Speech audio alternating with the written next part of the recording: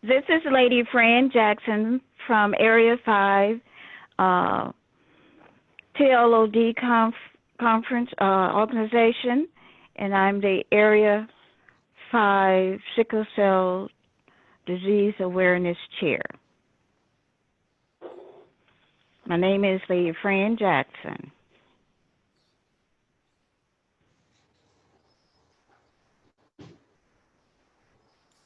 Good morning, everyone.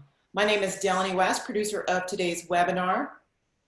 To ensure that you have a great experience, please turn your camera off, mute yourself and remain muted for the duration of the webinar. Become familiar with your window view, your gallery and presenter views. Find your chat window. Use the chat for your questions during the Q&A period, and be prepared to answer 3 poll questions.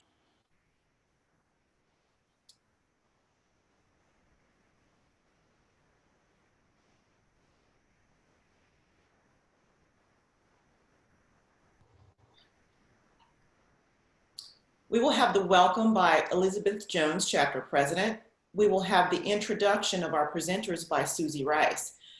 And we will hold a Q&A session at the end, so please hold your questions and enter them into the chat window at that time. It is my pleasure to introduce Elizabeth Jones, President, Greater Cleveland Chapter, and National 3rd Vice President. Madam President.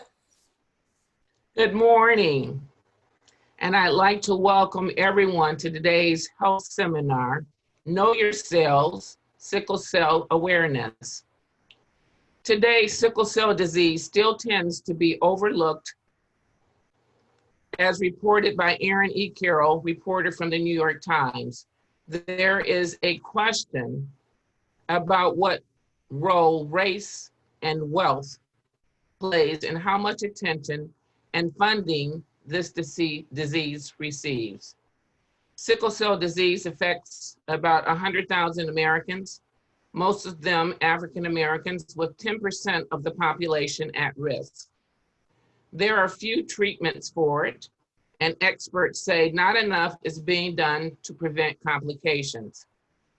Today, we will hear from our presenters, Judy Jackson Winston, Esquire, and Jasmine Jackson Winston, biochemistry major and junior at The Ohio State University and sickle cell patient.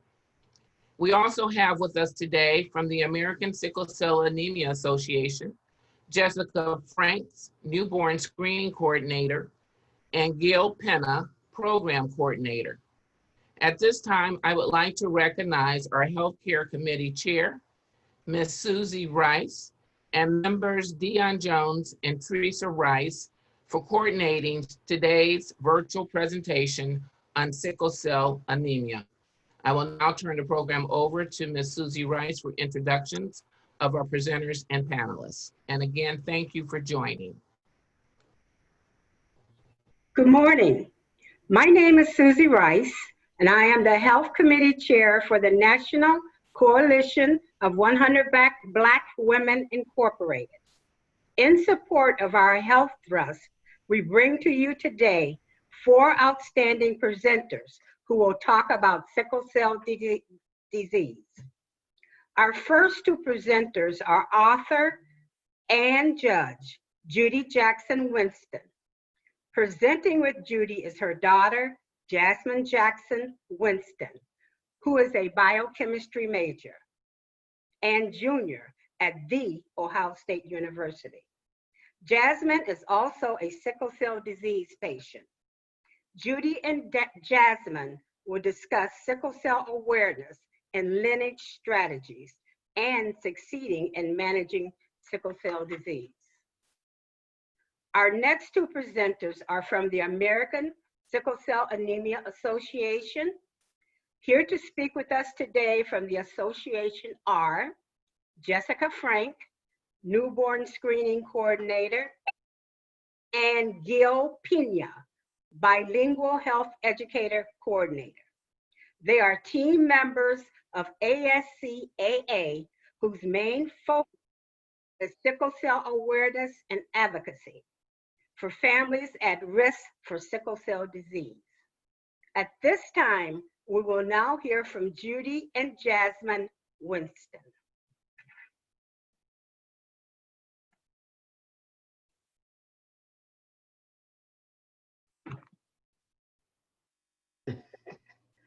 Hello, everybody.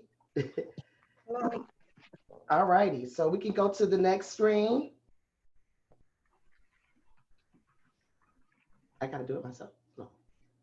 Oh, I'm sorry. I'm Judy Jackson Winston. I will do that in a sec. I am the author of The Anniversary and the Commemoration, and I'm Jasmine Jackson Winston. I'm a biochemistry major at The Ohio State University. I'm a junior now. go to the next slide, please. So when I do a presentation, I often like to give learning objectives.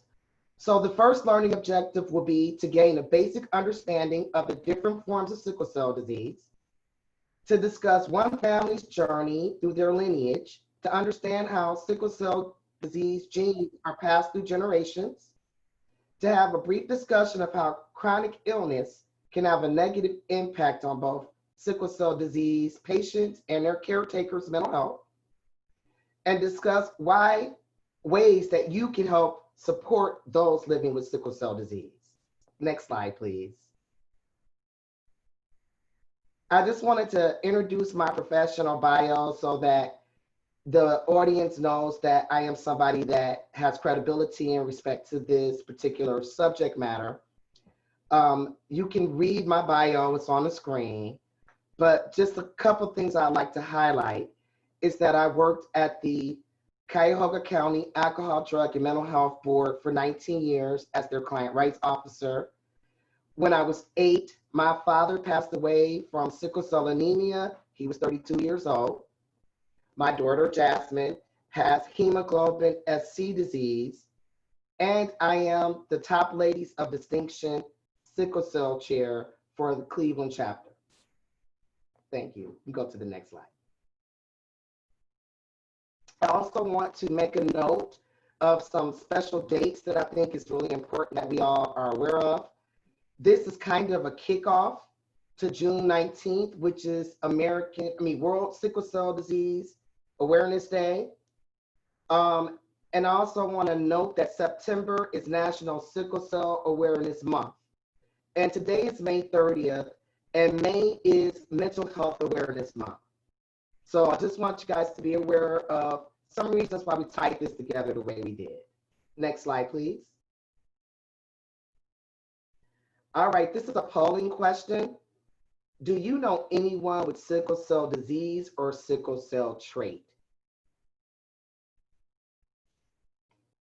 And then you can say, yes, we're clicking it ourselves. All righty. We can go to the next slide.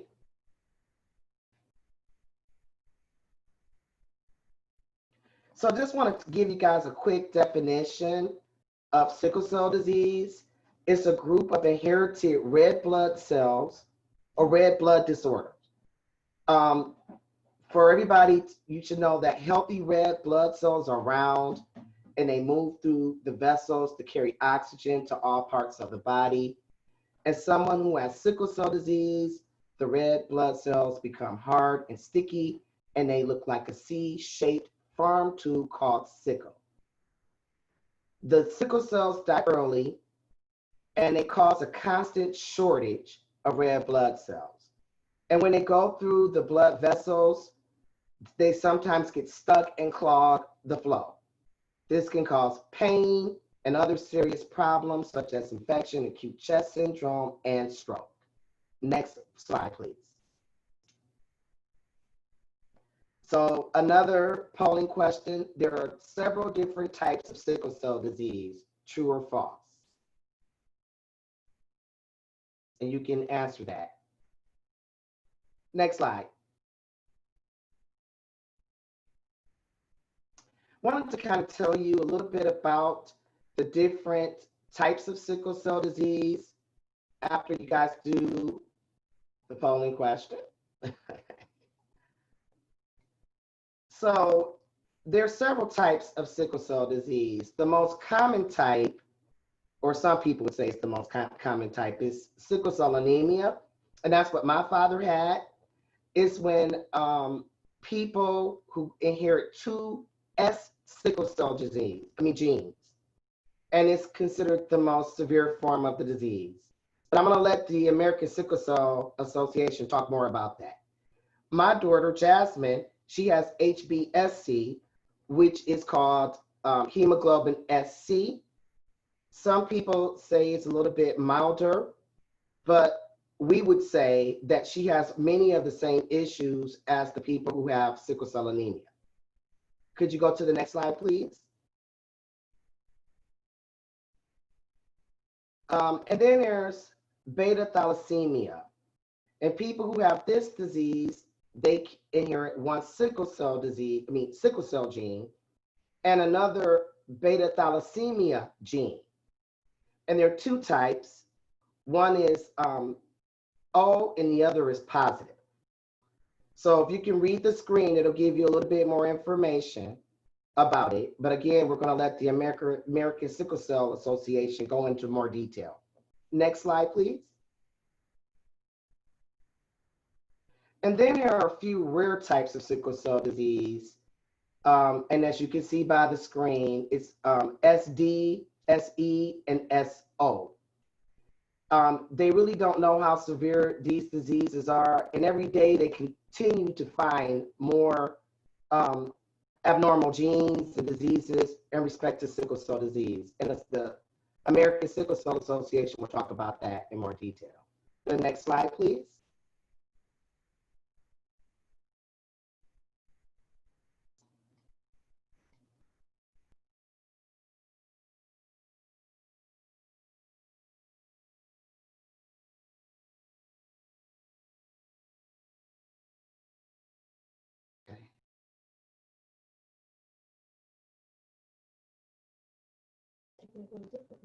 Okay, I don't know what happened. We're apologizing for that. We're having some kind of technical difficulty. We think it's fixed.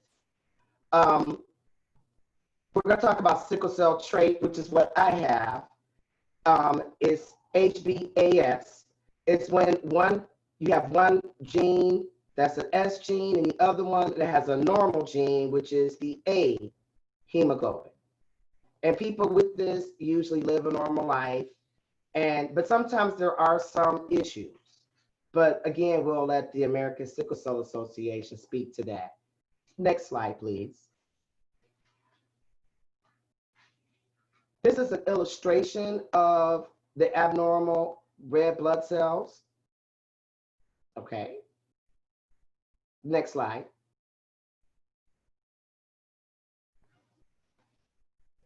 So I think that President Elizabeth Jones, she spoke a little bit about this. There are like 100,000 individuals who are living in the United States with sickle cell disease. And there's like 1,000 children born every year with this disease in America. And this is a lot larger than, the population is larger in respect to some other diseases like cystic fibrosis. And we really do need to have more research and more money put into trying to find cures and treatments. Next slide, please. So there, again, the severity of the disease varies, but there's a list here of some of the commonly noted symptoms. So again, it's anemia or decreased number of red blood cells and oxygen, irritability or fussiness in babies, severe fatigue or tiredness, frequent episodes of pain, also known as crisis, in different parts of the body, Sometimes there's swelling of hands and feet and associated with pain, frequent infections, delayed growth noted in children and adults, and vision problems. Next slide, please.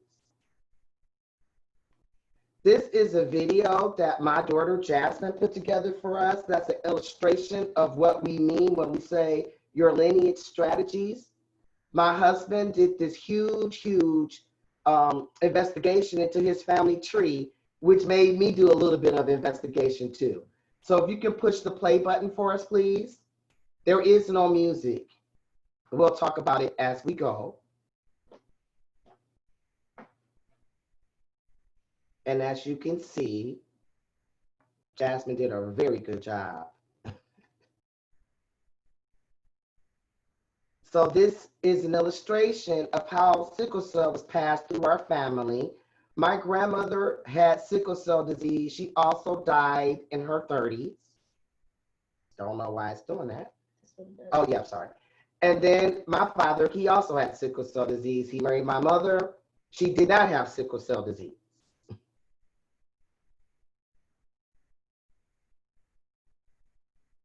And that's me sailing away.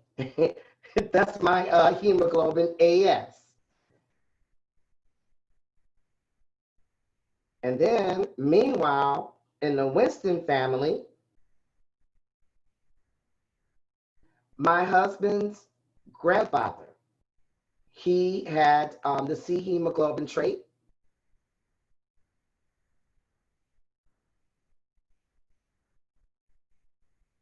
And then his father also had the C hemoglobin trait.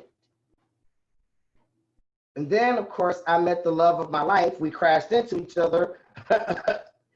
And we have Jasmine, who is an SC hemoglobin carrier. And we can go to the next slide.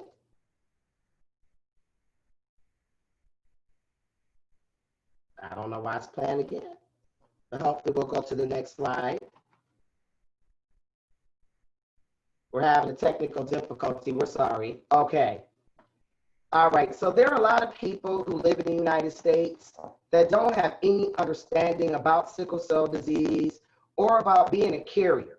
And this is proving true in both the Winston and the Jackson family.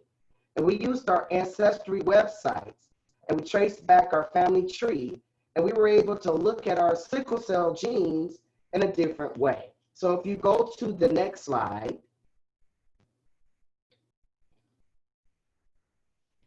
we put together a little chart that shows what we just kind of illustrated. There were 6 children born in my husband's family from his parents. My husband and his identical twin, Donald, are C hemoglobin carriers. And because I'm a S hemoglobin carrier, when we had Jasmine, she's an SC hemoglobin carrier. And we have 15 grandchildren and 15 great-grandchildren in the Winston family. There is a typo on this slide. What we are trying to say is that there are 2 grandchildren with sickle cell or hemoglobin SC disease and 1 great-grandchild with sickle cell or hemoglobin SC. We can go to the next slide, please. And in my family, my grandmother, she had sickle cell anemia, and my grandfather, he had sickle cell trait. So as a result, they had 6 kids, 4 of which had sickle cell disease. My dad met my mom, and me and all of my siblings are sickle cell carriers. You know, again, we had Jasmine. She's a hemoglobin SC carrier, and we have 10 grandchildren in our family, 1 with SC disease, that's Jasmine, and 6 great-grandchildren, 1 with sickle cell anemia. It's too big to do the whole chart, so I'll just walk you through. Okay, next slide, please. We can skip this slide, but basically what it says is that if you have sickle cell trait, you will not get malaria. And this was a natural selection, and this is what happened over time. as a protective against malaria in places where there are high malaria epidemic areas and a lot of mosquitoes. Okay, next slide. So basically, I wanted to again touch on mental health because I think it's important, and I also want to make a note for everybody that these particular mental health issues don't just affect people with sickle cell disease. They're issues when you have a chronic illness. So there are a lot of chronic illnesses. Sickle cell disease is just one. So sometimes, you know, people who are having chronic illnesses, they're dealing with anxiety, depression, and if, you know, over time it could become psychosis. And a lot of it is, you know, due to the fact that folks are having to go to the hospital a lot and having to go to the doctor a lot. And, you know, it's also very difficult when it comes down to trying to plan things because you can have a plan and then you get sick. So that can make you feel anxious, fearful, and stressed. Next slide, please.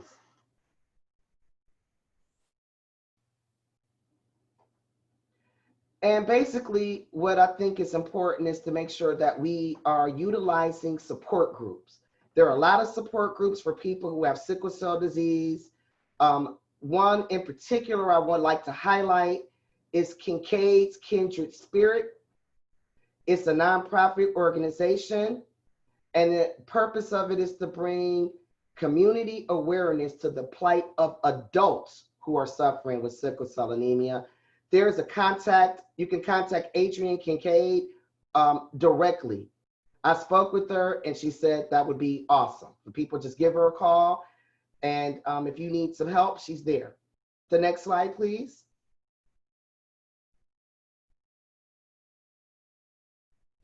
Also, the American Sickle Cell Association, they have a program called CHAMPS for children between the ages of 10 to 17, and it helps them with developing the skills needed to manage having a chronic illness.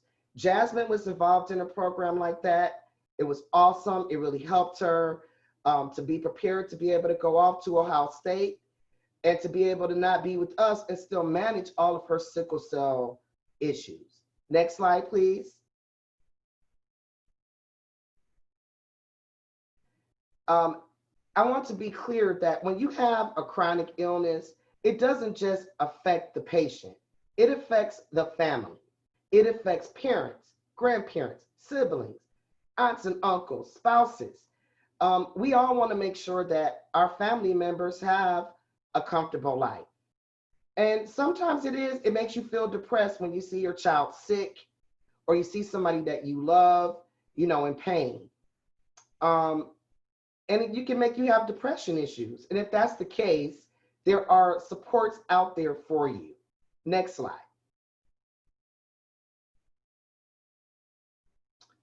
And it's important to, as a caregiver, to watch for signs of burnout and, you know, so that you don't become depressed. And there are some different things to look for. If you have changes in your appetite, changes in your weight, if you're sleeping too much, if you're not sleeping enough, if you're becoming irritated or withdrawn, these changes could be an indicator that something is not right. And oftentimes it's due to emotional fatigue. Next slide, please. Next slide. I think we're having another technical difficulty. Next slide. I don't know if it's not, okay, now it's moving, okay. And also, again, if you're a caregiver, oftentimes you need support. You need to maybe find a group or to talk to people about what you're dealing with. You could talk to family members or a friend, or if you feel it necessary, you can also talk to a professional. I did see that my sister-in-law, Teresa Winston, she is on the line, and she has a wonderful mental health agency in Minnesota, Winston Behavioral Health. She's someone that you could talk to, and she can help you with finding the right, you know, supports. NAMI here in Cleveland, which is the National Alliance of the Mentally Ill, They also have support groups. So we'll talk about that. Next slide, please. And they have, you know, weekly and monthly meetings for people who are dealing with the chronic illness. I put their number on the screen for you. You can write it down and you can contact them directly if you are in need of support as a caregiver. Next slide, please. I just want to also give a plug to the Ohio Sickle Cell and Health Association, whose mission is to provide education and advocacy and support to persons and families affected and at risk for sickle cell disease. They're very helpful if you have a child, like my daughter goes to Ohio State. They have a lot of supports there. If she gets sick and we choose to, they have somebody who will go there and stay with her until I can get there, and a whole lot of other wonderful programs. Next slide, please. So Jasmine's going to talk a little bit about this, but you know, again, if you are a sickle cell patient or caregiver, find a support system. And then also find a way to focus on something else. For me, I write behavioral health fiction, and I listen to music as the way to reduce my stress. And Jasmine, what do you do? Well, I like to watch Netflix. I like to listen to music, and like honestly, having sickle cell kind of makes me angry. So I like, you know, throwing knives. I like doing taekwondo and meditating and stuff like that. Excellent, excellent. And another thing I wanted to say is that if you have a child with a chronic illness, you need to make sure that you have set them up for success by having the right type of disability plan in place, so that if Jasmine does become ill, she can't be kicked out of school because she got hospitalized. So it's a way to protect her. These are very important things that people need to do legally if they have a child with a chronic illness. I am a magistrate, so I can't give legal advice. So this is parental advice because I deal with this every day. And if you are showing signs of a mental health distress, don't be afraid to ask for help. There are lots of supports there for you. Next slide, please. So this is a polling question. There are ways that I can help support those suffering with sickle cell disease. True or false? I'm going to say it's true. There are ways that you can help. And when we go to the next slide, we'll tell you what they are. You can provide financial support directly to the organizations that I spoke about: Kincaid, Kindred Spirits, the American Sickle Cell Association in Cleveland, the Ohio State Sickle Cell Association. Also, this is most important, our population is in desperate need of blood. If you could please go and give blood to the American Red Cross. I put their information and their number. I also reached out to one of my sorority sisters, Rhonda McLean.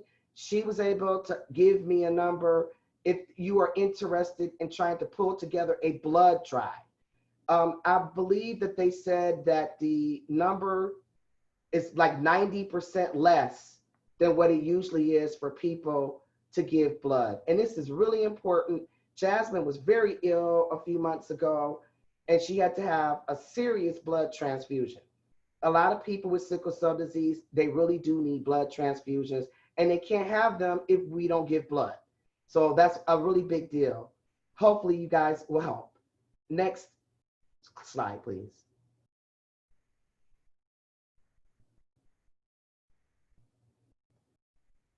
We're moving along. All right, this is a video. This is another way you can help. If you could please push the play for us. And it does have music. Oh, there it is.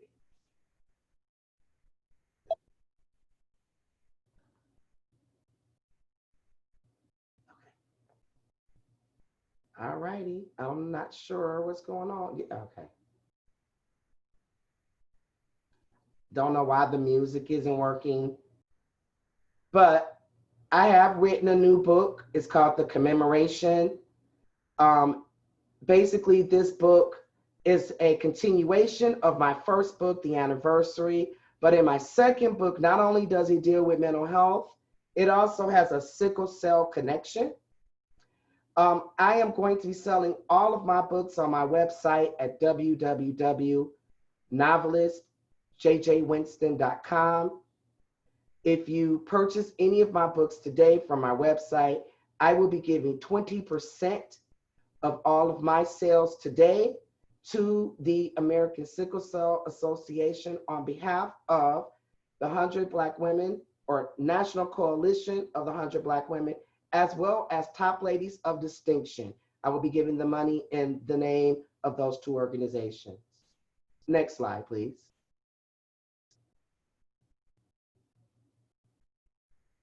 It's still doing it. We'll skip that one.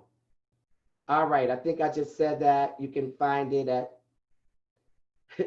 www.novelistjjwinston.com. I want to thank you for listening, participating, and supporting. And Jasmine, would you like to say something? Thanks. Please donate blood. We really need it. If you donate, your pint of blood can help 3 people. So please donate. Thank you. And I'm going to introduce our next speaker, which is Jessica Frank. She is the newborn screening coordinator at the American Sickle Cell Association. She's going to say the whole name of it so that I don't mess it up. And I'm going to stop and mute me as well as our video, and thank you again.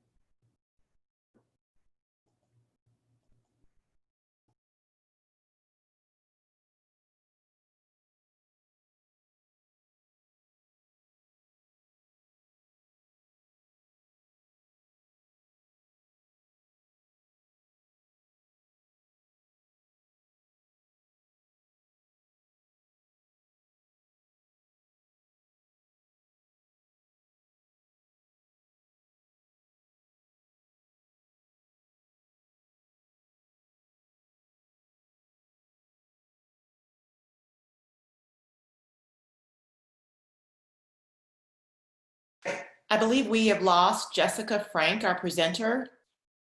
Please hold on while we try to reconnect her. Thank you.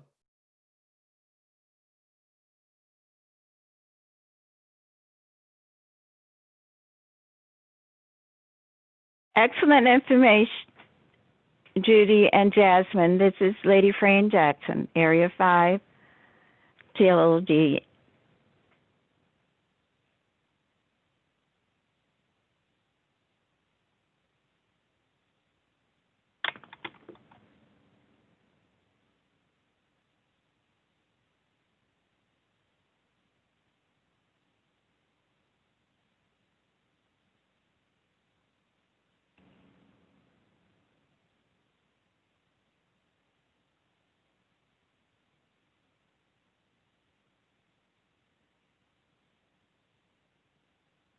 Hi, everyone. This is my name is Gil Peña, and I'm from the American Sickle Cell Association.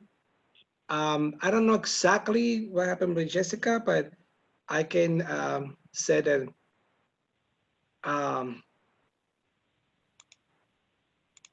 okay, sorry.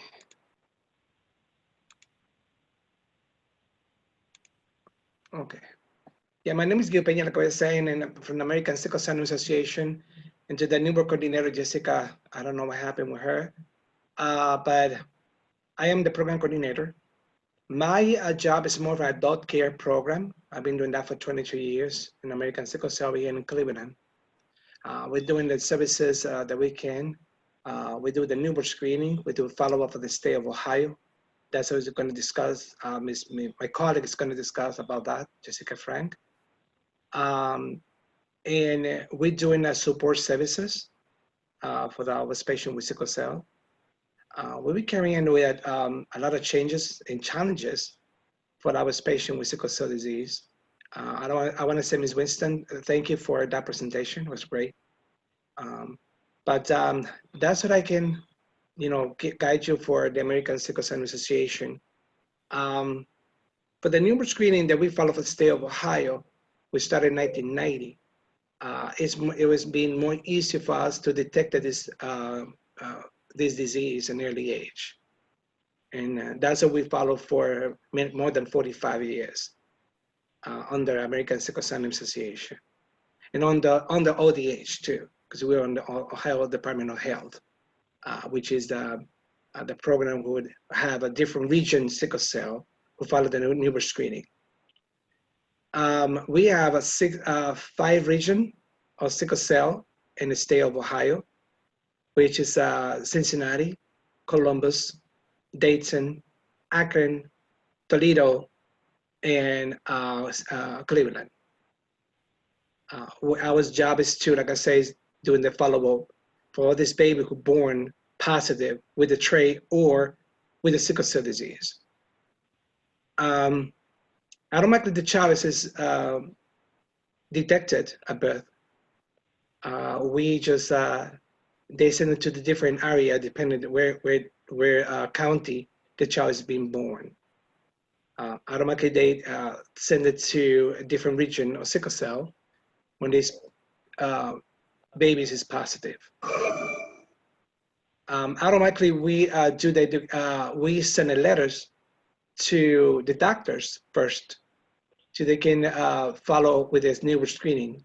The doctor receives something called case disposition for the state when the child born and is detected with this disease or the trait in particular. When they send it to the different counties and they send it to us from the state, we send a letter to the doctor to let them know that this came up and then first diagnosis from the hospital. When it's been sent this letter to the doctor to let them know, the doctor send it back to us, tell us that we can do, it's kind of green light to let us to go to send a letter to the parents to let them know that we have to do a follow-up for the newborn screening for state of Ohio, which is mandatory, starting in 1990 as a confirmatory test. When the parents receive this letter, some of them, they get panic and they automatically they call us, to verify what is the situation. And like Ms. Winston said in the presentation, it's a lot of them, a lot of family out there, they don't understand. They don't know what is this, what a sickle cell is. Because of the testing that we provide, and we try to detect it under the test, hemoglobin electrophoresis or HPLC, we detected 1,600 traits in particular. That means when the mother calls, we just we try to explain that we do an education and explain about the situation or the confirmatory test by phone, and they automatically set up the appointment. In my job as a program coordinator and do education, health education, most of the time I'm in different county to follow the newborn screening for these babies. I do in Lorain County. We have Medina County. We have Lake County, and we have Cuyahoga County, and we have Geauga County. That's the places that we cover for do the follow-up for the newborn screening and education. When automatically that mother come to us, we provide the test. To remind everybody, we are the unique organization. American Sickle Cell has been around for more than 47 years, offering the free testing and education for having this unique opening. Oh, hi, Jessica. Hi. I want to introduce my colleague, the newborn coordinator. She can tell you more and talk to you about the newborn screening. Jessica Frank. Yes, hi everybody. I'm so sorry. My computer shut down in the middle of the presentation, so I do apologize for that. That wasn't supposed to happen. But my name is Jessica Frank. I am the newborn screening coordinator at the American Sickle Cell Anemia Association. I'm mainly based with pediatric end of it. So I work a lot with the families that walk in. like Gil was explaining with the newborn screenings that do come up as an abnormal hemoglobin reading, whether it be trait or disease, it doesn't matter. We still try to reach out to the families throughout 5 counties in the state of Ohio to help further not only bring out the sickle cell awareness to the community, but also to acknowledge the fact that there is something there in the family line. And we can identify those things with the testing that we do provide here. Now, my presentation will be mainly based off of just like easy language that a lot of people can hopefully understand. I know there's a lot of scary science words that are involved in these types of things, so I tried my best to make it as legible for most people who are being able to see this presentation today, hopefully. So if we can continue on to the next slide.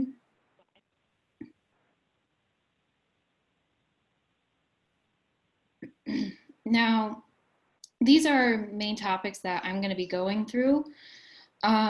So the first thing that I'm going to just do and get it right out of the way is I am going to do a full review of exactly who we are, what our mission is to the communities that we try to reach out towards, what kinds of services we provide to people, and also the one question that sometimes will come up to some people, well, how can I reach out to you guys? So we'll be reviewing a little bit on that stuff. And then the second main topic that I have for you today is hemoglobin. What is it? We have a lot of families that come in and sometimes don't even know what sickle cell is the very first time that they step into our doors. So I tried to do a little brief summary about what exactly hemoglobin is, how many there are, and then also it kind of segues into a brief discussion of how we can find those hemoglobin variants that we are looking for.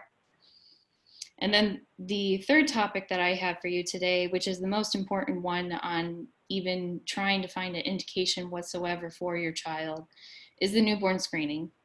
Now, I know Gil was describing a little bit about it, and we'll get further into it later on. But this is just a test that is done, mandated by the state, that actually identifies what exactly those hemoglobins are and how we can find them. And then, so if we could go to the next slide, please.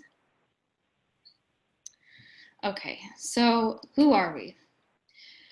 The American Sickle Cell Anemia Association is a private nonprofit 501c3 organization in Cleveland, Ohio. We were founded in 1971, and we are the oldest sickle cell research, education, and social services organization in the US.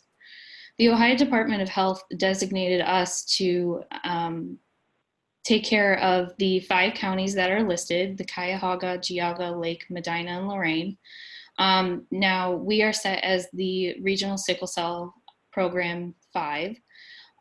So there is 6 actual regional sickle cell programs in the state of Ohio, but we are one of those. And we actually do provide multiple testing sites. So if you are interested in possibly bringing in a family member, or even when the pediatrics ends comes into it, where it is the actual babies, the moms can always call in and ask to see if we have locations that are even closer than our main campus here at the east side of Cleveland. And then our organization provides a wide range of services to those individuals and families with a positive abnormal hemoglobin screening indicating either a trait or disease. Now, I know I didn't necessarily say sickle cell, but we'll get a little bit further into why I'm saying that. Now, our key services that we actually do would be the follow-up diagnostic testing for abnormal hemoglobin results, including the state lab newborn screening and non-newborn test results. And what we mean by non-newborn is basically anyone who is at the age older than a year. So it could be an adult, but it could also be someone who is a toddler. We provide hemoglobin counseling and or disease education for patients and families. We also provide public and professional education and resources to hemoglobin, or no, I'm sorry. We provide public and professional education resources specific to hemoglobins that create awareness. And we also have a list of medical referrals that sometimes families will come in and will ask possibly for either if it's a pediatrician or if it's a specific doctor that they are seeing and they don't necessarily think that the care that they have right now is up to par for themselves, which again, everybody has different reactions. So it's completely understandable where some may think it's great and some may not. But if you're searching for something that is involving with helping you and your medical treatment, we can always provide you any list of material that you may need. Next slide, please.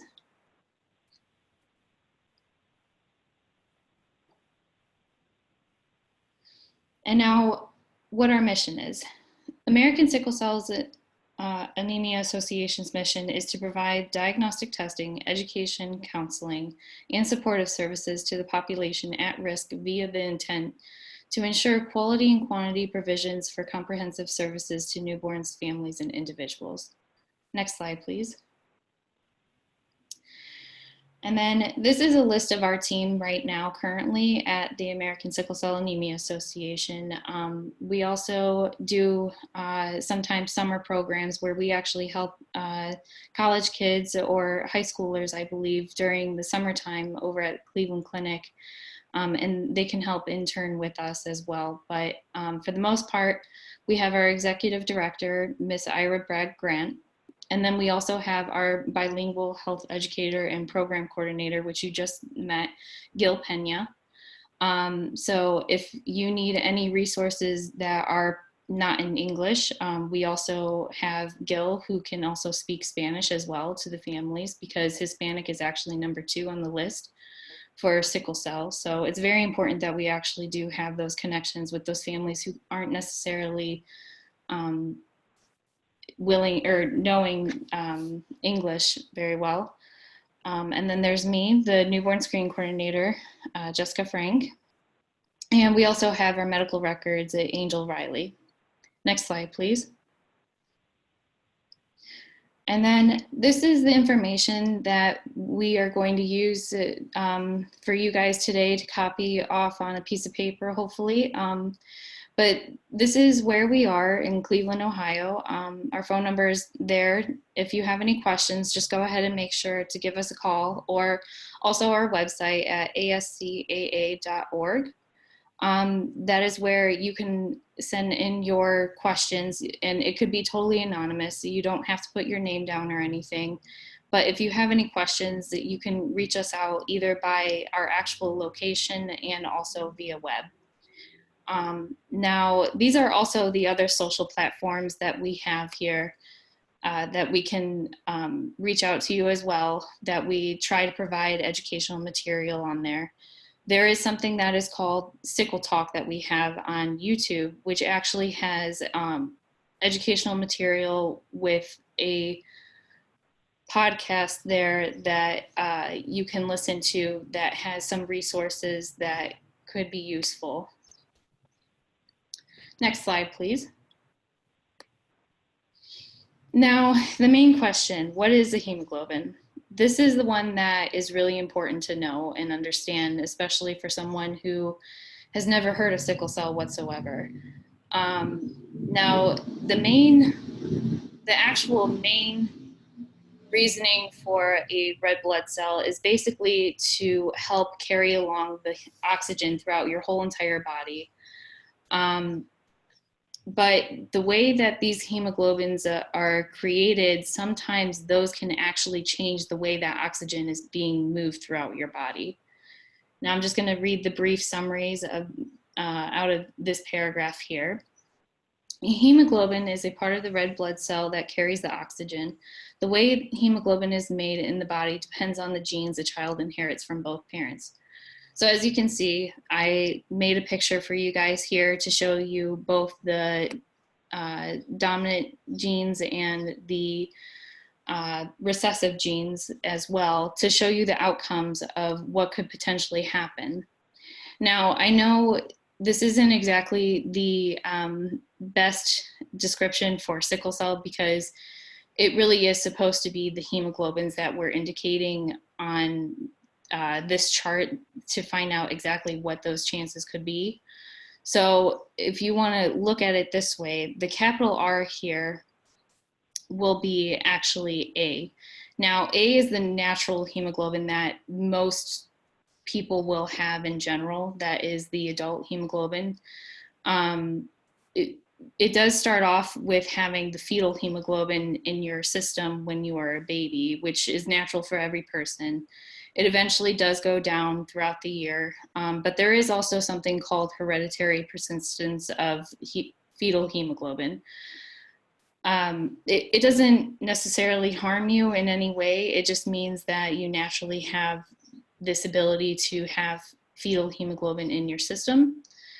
But for this chart here, it's actually going to be A and S if you are wanting to describe exactly what the outcomes would be for someone with sickle cell trait. And then also the same thing for the mother. If she were to have A and S, these are the possible outcomes below that could happen for that family, which this would be the capital R. That would be someone who does not have any traits whatsoever, regardless if the parents have traits themselves.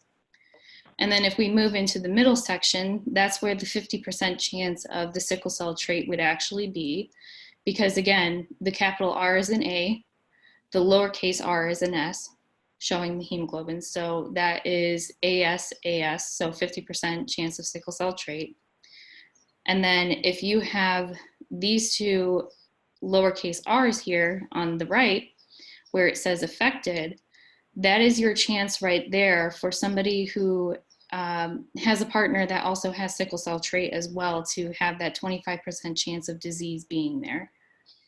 Now, a lot of the times when the parents come in, I try my best to show them the different possibilities. It's a part of the family planning that I try to offer to them, because especially if at least one person knows that they are a carrier of the sickle cell trait, it is really important to show them, hey, if you guys plan on having more kids, like, okay, right now we aren't dealing with disease, but there is a possibility in your future to have something come up.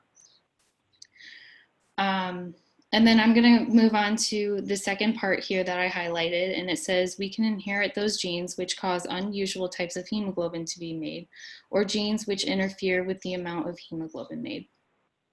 And again, it's just kind of paraphrasing what I've just gone through with you, where depending on the genes from the parents, which there are multiple ones, we can have those genes actually mix and then turn into these possible outcomes down here below.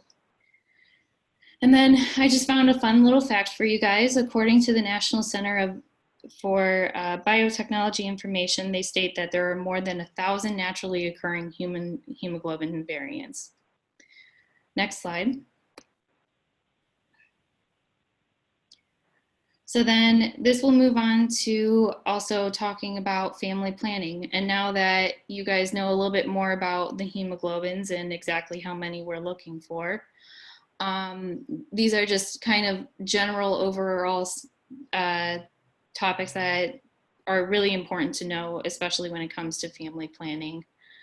So the very first sentence here I have is there are a multitude of hemoglobin variants that can be found on a newborn screening test result. This is why not only newborn screening is important, but also family studies should always be encouraged to the parents. A lot of the hemoglobin variants that are inherited from the parents could be trait that they may have some research to a few showing symptoms, but for the most part, unless told or if they were recently tested, there are some individuals that can live a whole life without knowing they're even a carrier themselves, which is true.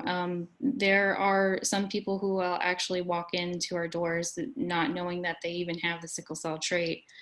and they're completely caught off guard when we start calling them asking about, the baby possibly being the carrier. So there are some symptoms that will come up. Sometimes it's very small cases that they actually found through research about people with sickle cell trait having symptoms such like being overexhausted during sporting events, or there's been times where certain things happen where you actually wouldn't be able to go on air flights due to, I believe it's something with the pressure. Excuse me. But again, it's very minor. So even with the trait, it's not necessarily physically harming the person. It's more important for when family planning and having children in the future, it becomes really important to that individual. The next sentence will be, it is especially important for a partner or spouse who carries a sickle cell trait, let their other partner know before having children, so that way they can just discuss with their doctors to see what genetic possibilities there can be, which again, another redundant sentence that I'm saying here, but these are some other possible traits that we actually do find in a few people that walk through our doors. There is the hemoglobin C trait, hemoglobin D trait, and then the hemoglobin E trait.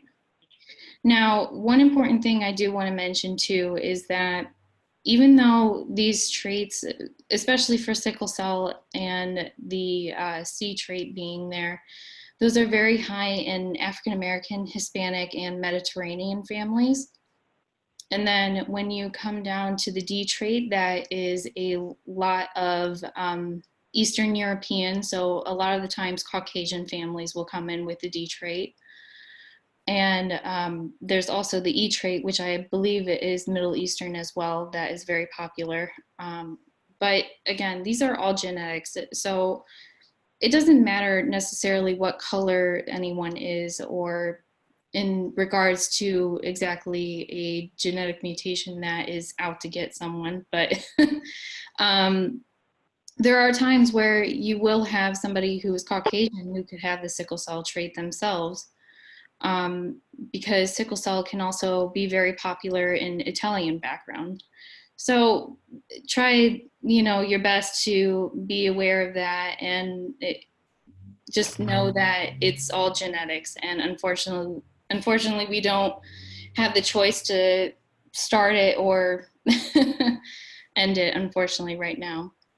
But the one main thing I wanted to bring up is that we actually do carry a lot of educational pieces over at our office. So if you ever wanted to reach out to us to figure out, hey, like I want to know what the D trait is or the E trait, we are more than willing to send out anything to you. Next slide, please. And now I'm going to discuss a little bit about what exactly the newborn screening is. And right here, we actually have a picture on the left showing what the test actually is. And this is the newborn screening card that they actually collect the blood on. And it only takes 5 drops of blood. And it's just a little filter paper where they actually collect the drops onto the sheet with the information that they collected from the parents, and it gets sent over straight to the labs. But the newborn screening is a set of multiple tests done at the hospital within the first 24 to 48 hours after birth. It is a state mandated test and are not always the same each state. So again, if you move over from Ohio to Florida, yes, the testing was initially done in Ohio, but more than likely, if you decide to move down to Florida, they will ask you to be tested again. This is just with state rulings and things like that. So just a fair warning to anybody. These tests can help predict medical issues, either genetic or metabolic, that may arise during a child's lifetime that cannot be seen by the naked eye right at that moment. So again, you may not know what's going on right away, but luckily with the advanced tests that we have now in the state, we can figure out what exactly is happening.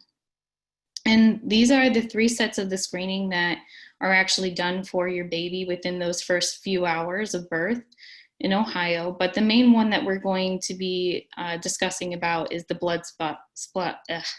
I'm sorry, I'm just so nervous. The blood spot screening for risk of several different medical conditions. And that is the part where we actually identify the sickle cell. Next slide, please. And then these are some questions that are actually coming up a lot whenever I have parents that come in and they are asking about, you know, why exactly are we here? And then also just general questions that a lot of moms will have about the newborn screening. Now, sometimes there are things that come up at the hospital where a nurse will maybe mention a PKU test to you. And through babiesfirsttest.org, I actually found out that a lot of the times the nurses, when they mention a PKU, that does mean the same thing as a newborn screening. It's not exactly the same test, but they are just an easy synonym for the doctors and the nurses to use around the hospital to just shorten the title for the test that they actually provide to you. So when the nurses are actually mentioning about a PKU, that they are talking about the newborn screening testing that they're doing for your child within those first few hours. And then the very popular question that I get a lot from a lot of the moms here will be, is the newborn screening test going to hurt my baby? Now, the actual test itself, it can be maybe a little uncomfortable for the child because yes, you are still putting a needle through the skin, but it is just a little heel stick and it really does not hurt the baby. If it does, it's going to last maybe for 5 minutes. Usually the recommendation is to either feed the baby before or after the test to help calm down that child. And also make it feel comfortable more for the mother and the baby as well. And then the next question that some people may have is, do I have to ask for this test? Honestly, it's not a test that is normally something that a parent has to bring up to the nurses or the doctors. It is just a normal medical procedure that they provide to the families. In certain cases, there are ways to actually deny the testing, but that's mainly through religious reasons. Not some people want to do this testing, but we find it really important to do it through the hospitals here because that way we can identify those genetic and metabolic issues that may be there that aren't seen. And usually the paperwork is sent to you straight away once you arrive at the hospital, and you'll be able to figure out everything right then and there. Next slide, please. Now, this is a little timeline that I created to show you exactly what happens behind the scenes when your baby is screened for the state of Ohio. And again, specifically just the state of Ohio, because the screenings may be a little bit different in certain states. Some screen more than others. And as of right now, this is just specifically towards Ohio. But the first topic here is going to be the blood is collected on the newborn screening card at the hospital and gets sent to the Ohio Department of Health Laboratory. Now, that's where that card goes straight to the Ohio Department of Health labs, and that's where we identify the indication of a trait or disease. And then after that, the results get sent to the pediatrician and the regional sickle cell program to discuss with the parents and explain about confirmatory testing for an abnormal hemoglobin reading.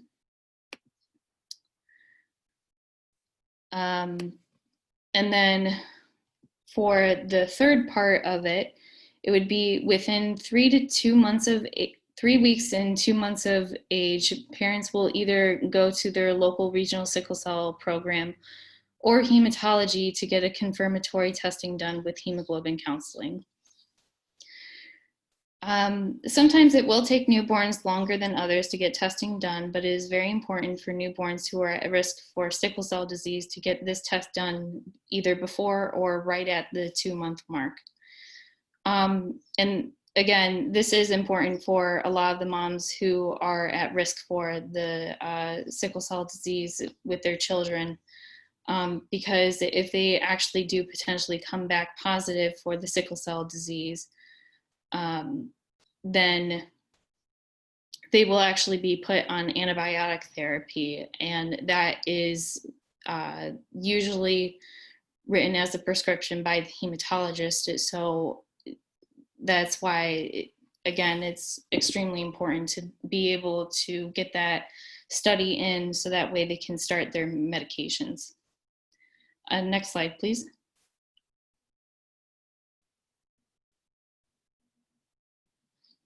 And then here are some little history tips that I found that are linked with newborn screening and sickle cell. Ohio has been screening babies since 1965. Initially, screening was done for only one condition, the PKU. Over the years, additional conditions have been added to the Ohio Newborn Screening Panel. Currently, there are 38. And then also, Ohio has a newborn screening advisory council that meets quarterly throughout the year in order to see if we can possibly add anything else into that panel or find certain things that can also help with maybe medical research into these genetic and metabolic issues that we can find. It wasn't until 1972 that Congress passed the National Sickle Cell Disease Control Act, which for the first time provided authority to establish education, information, screening, testing, counseling, research, and treatment programs. So a lot of people are actually surprised by this usually when they hear about that. But yeah, it wasn't until 1972 that Congress had actually passed something over to provide these resources to the community to be able to figure out the sickle cell for most people. But sickle cell wasn't fully implemented statewide in the US until 2006. So again, it's very, very important if you are someone who has sickle cell trait or disease and you know you have those certain genetic mutations in your system, to definitely go from one state to the next to say, hey, like I just recently moved to Arizona, but I was born in Ohio. I'm almost positive that I have sickle cell. What's the next step? And then also there's just a little fun tidbit that I found as well, where it's talking about this guy over here on the left. The very first Western medical record of sickle cell was announced in 1910 by James B. Herrick. His intern, Ernest E. Irons, had noticed the odd-looking cells and brought it to Herrick's attention. Then Herrick published an article about their findings. And he was actually a physician out in Chicago where, again, his intern had mentioned to him about the odd-looking cells. And they had published that finding in an article way back in 1910. So it's definitely evolved since then, luckily. But yeah, I just thought it was a little fun history lesson to learn. Next slide. And then, yep, this is all the resources, and definitely use it to your knowledge as well. So don't just base it off of my own presentation, but these are multiple resources that you can use for yourself at home to read further into the sickle cell, exactly what the hemoglobins are, what kind of newborn screenings you should expect from the certain states that you live in for your child. But other than that, I really appreciate your time. And again, I'm so sorry about being cut off in the middle of the meeting. But yeah, other than that, have a good day.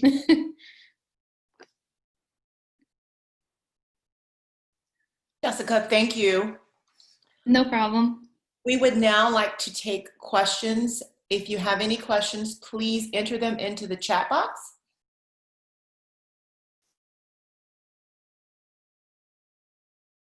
Your chat box can be found at the bottom of your monitor.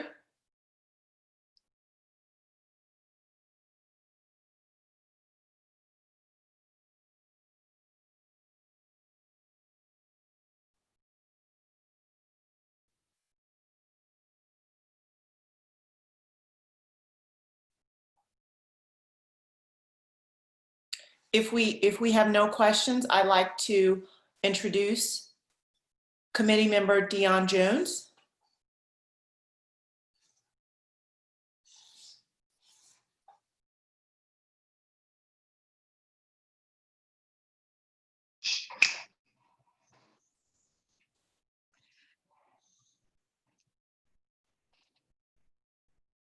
Well, thank you, Delaney.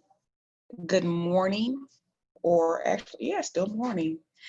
On behalf of the National Coalition of 100 Black Women Greater Cleveland Chapter, and because I need to start my video, that would help. And on behalf of our President, Elizabeth Jones, also the National Third Vice President, I want to thank the Winston family. I would love to thank SCAAA for the presentation and information on screening. I want to thank our guest for joining us this morning and learning about sickle cell and the effects it has on families and our community and how we can help. So I want you to go throughout this day, take this knowledge, apply this knowledge, and help anyone, be it financially, the organizations that were mentioned, or keep the information or not keep the information, but share the information with those in your network.